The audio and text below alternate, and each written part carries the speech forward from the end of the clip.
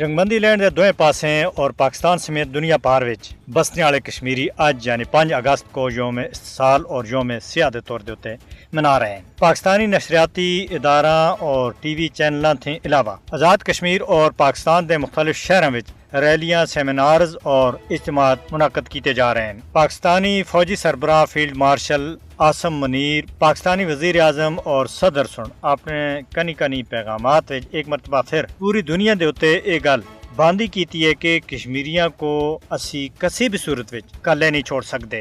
صدر پاکستان آصف علی زرداری سن یوم استقلال کشمیر دے موقع دے اتے آخیا ہے کہ بھارت سن 5 اگست 2019 کو جموں کشمیر کی خصوصی حیثیت ختم کیتی بھارتی اقدام دا مقصد کشمیریاں دے حق خود ارادیت کو کمزور کرنا آسا۔ اس کے علاوہ وزیر اعظم شہباز شریف اور سن بھی اس موقع دے اتے اپنے ایک پیغام وچ آخیا ہے کہ پاکستانی قوم کشمیری بھائیاں اور بہناں دے نال یکجہتی دا اعادہ کر رہے ہیں۔ بھارت تے 5 اگست 2019 دے غیر قانونی اور یک طرفہ اقدامات دی اسی مذمت کردے ہاں۔